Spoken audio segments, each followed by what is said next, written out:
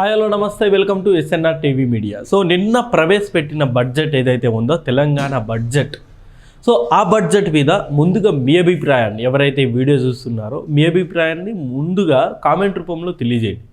ఎలా ఉంది బడ్జెట్?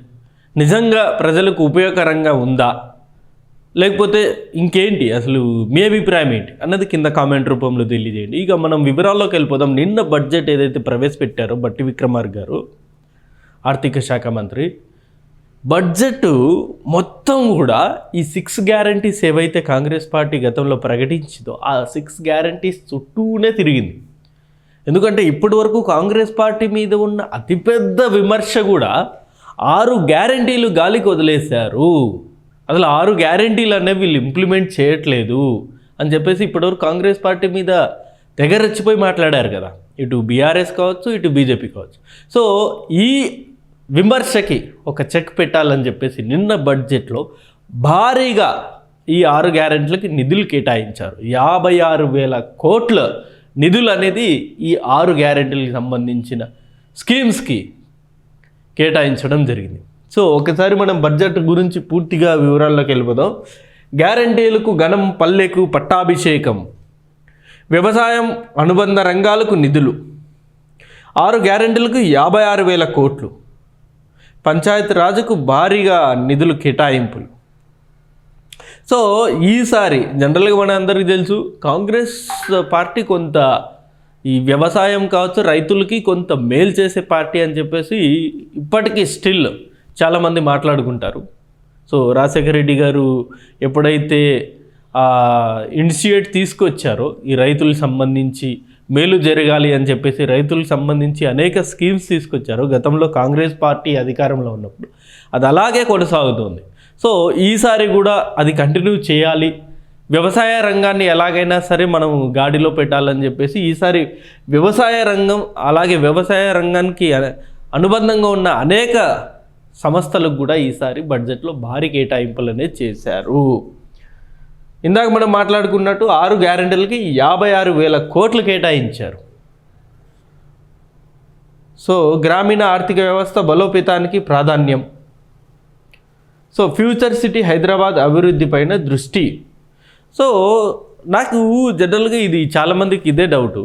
ఇప్పుడు ఆల్రెడీ హైదరాబాద్ అనేది ఇక్కడ ఉంది మనకు క్యాపిటల్గా తెలంగాణకి, వెల్ డెవలప్డ్, మన సౌత్లో one of the fastest developing city Hyderabad. So ఈ హైదరాబాద్ను వదిలి మళ్ళీ ఫ్యూచర్ సిటీ అని ఎందుకు వీళ్ళు ప్లాన్ చేస్తున్నారో ఇప్పటికీ నాకు అర్థం కాని ప్రశ్న. ఆల్రెడీ హైదరాబాద్ ఉంది, మళ్ళీ ఇంకా 4th సిటీ ఎందుకు, ఏం అవసరం? అక్కడ పెట్టుబడి పెట్టాలంటే కొన్ని వేల కోట్లు అనేది కావాలి. ఆల్రెడీ కాంగ్రెస్ పార్టీకి ఇప్పుడేమో చాలా లో బడ్జెట్లో నడుస్తుంది, ఉద్యోగస్తులకి జీతాలు ఇవ్వలేని పరిస్థితి ఇవాళ కాంగ్రెస్ పార్టీకి ఉంది. సో అనేక స్టేజ్ల మీద అనేక సందర్భాల్లో రేవంత్ రెడ్డి గారు ఇదే చెప్పారు, అసలు ఆర్థిక పరిస్థితి మరీ దారుణంగా ఉంది తెలంగాణ రాష్ట్రంలో అని చెప్పేసి. మరి ఇలాంటి టైంలో మళ్ళీ ఫ్యూచర్ సిటీ ఎందుకు అనేది నాకు వచ్చిన డౌట్. కానీ రేవంత్ రెడ్డి గారు ఒక కళ అన్నారు, మరి చూద్దాం ఆ కళ ఎంతవరకు సాకారం చేస్తారన్నది. ప్రస్తుతానికైతే లోటు బడ్జెటే. సో ఫ్యూచర్ సిటీకి ఫండ్స్ కావాలన్నా మళ్ళీ అప్పు తీసుకురావాల్సిన పరిస్థితి ఉంటుంది. మరి చూద్దాం ఆయన ఏ రకంగా ఫ్యూచర్ సిటీని డెవలప్ చేస్తారన్నది. పర్యాటకానికి ప్రాధాన్యం, పారిశ్రామికలకు పెద్దపీట, ఇందిరమ్మ ఇండ్లకు 12,000 కోట్లు.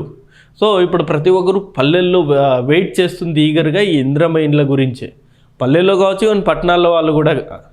సో పట్టణాల్లో మేజర్గా అయితే ఈ రెంట్లు బాధ తప్పుతుందని చెప్పేసి ఇందిరమ్మ ఇళ్ళ కొరకు ఇప్పటికీ స్టిల్ అనేక మంది ప్రజలు ఆఫీసుల చుట్టూ, ఎమ్మెల్యేలు క్యాంప్ ఆఫీసుల చుట్టూ తిరుగుతూనే ఉన్నారు, ఎలాగైనా సరే ఇందిరమ్మ ఇల్లు కేటాయించాలి మాకని చెప్పేసి. సో ఈసారి ఇందిరమ్మ ఇళ్ళకి సంబంధించి 12,000 కోట్లు కేటాయించడం జరిగింది. సో ఆబ్వియస్లీ 12,571 కోట్లు కాబట్టి ఈసారి ఖచ్చితంగా ఈ బడ్జెట్ తోటి ఇందిరమ్మ ఇల్లులకి ఒక దశ అనేది ఏర్పడుతుంది, కన్స్ట్రక్షన్ మొదలవుతుంది. ఖచ్చితంగా ఈసారి ప్రతి ఒక్కరికి, లబ్ధిదారులకి ఇల్లు అనేది ఖచ్చితంగా దక్కి తీరే అవకాశం ఉంది ఈ బడ్జెట్ కేటాయింపు కనుక ఖచ్చితంగా ఇంప్లిమెంట్ చేస్తే. 3,04,965 కోట్లతోటి రాష్ట్ర బడ్జెట్ ప్రవేశపెట్టిన డిప్యూటీ సీఎం భట్టి. సో 3 లక్షల కోట్లతోటి రాష్ట్ర బడ్జెట్ అనేది ప్రవేశపెట్టడం జరిగింది. అండ్ ఈ బడ్జెట్లో ఏ రంగాలకి ఎంత శాతం కేటాయించారనేది ఒక్కసారి మనం డీటెయిల్గా డిస్కస్ చేద్దాం. ఒకసారి మనం చూసుకోవచ్చు. సో వ్యవసాయ రంగానికి ఈసారి 24,000 కోట్లనే కేటాయించారు. 24,439 కోట్లు కేటాయించారు. సో అలాగే క్రీడా రంగానికి వచ్చేసి 465 కోట్లు కేటాయించారు. సో పశు సంవర్ధకంకి వచ్చేసి 1,674 క్రోస్ అనే కేటాయించారు. 1,674 కోట్లు. విద్యా కొరకు వచ్చేసి 23,108 కోట్లు అనేది కేటాయించడం జరిగింది. అలాగే యూనివర్సిటీల్లో వసతుల కొరకు 500 కోట్లు కేటాయించడం జరిగింది. ఇరిగేషన్ కొరకు 23,373 కోట్లు కేటాయించడం జరిగింది. ఐటీ శాఖకైతే ఈసారి 774 కోట్లు కేటాయించారు. ఇక పరిశ్రమలు అభివృద్ధి కొరకు వాళ్ళకి ఏమన్నా వెసులుబాటు కొరకు 3,527 కోట్లనే కేటాయించారు. ఇక ఫారెస్ట్ డెవలప్మెంట్ కొరకు వచ్చేసి 1000 కోట్లు కేటాయించారు. అండ్ ట్రాన్స్కో మేజర్ ఎలక్ట్రిసిటీ సంబంధించిన అంశం ఇది. సో ఈ ట్రాన్స్కోకి సంబంధించి 21,000 కోట్లనే కేటాయించడం జరిగింది. ఇక వైద్యానికి వచ్చేసి 12,393 కోట్లనే కేటాయించారు. అలాగే బీసీ సంక్షేమానికి వచ్చేసి 11,405 కోట్లు కేటాయించారు. మైనారిటీ సంక్షేమం కోసం వచ్చేసి 3,591 కోట్లు కేటాయించారు. ఎస్సీ సంక్షేమంకి వచ్చేసి 40,000 కోట్లనే కేటాయించారు. ఈసారి భారీ నిధులు అనుకోవచ్చు ఎస్సీ సంక్షేమం కొరకు. ఎస్టీల కొరకు వచ్చేసి 17,000 కోట్లు కేటాయించడం జరిగింది. పౌర సరఫరాల కోసం 5,734 కోట్లు కేటాయించారు. అలాగే పంచాయతీ రాజ్ సంబంధించి డెవలప్మెంట్స్ కొరకు 31,000 కోట్లు కేటాయించడం జరిగింది. హోంశాఖకు వచ్చేసి 10,000 కోట్లు కేటాయించారు.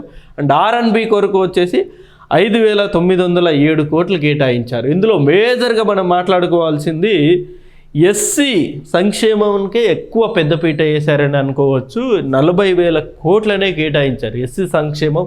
అలాగే వచ్చేసి ఇటు రైతులకు సంబంధించి ఇటు ఇరిగేషన్కి 23,000, అలాగే వచ్చేసి ఇటు పశువులకు సంబంధించి ఇది కూడా 1,000, అలాగే వచ్చేసి వ్యవసాయం 24. ఆల్మోస్ట్ మేజర్ పోర్షన్ మొత్తం కూడా ఈ వ్యవసాయం దానికి అనుబంధంగా ఉన్న సంస్థలకి ఆ డెవలప్మెంట్ కొరకు వాళ్ళ కొరకు కేటాయించడం అనేది జరిగింది. సో కేటాయింపులు అయితే చేశారు.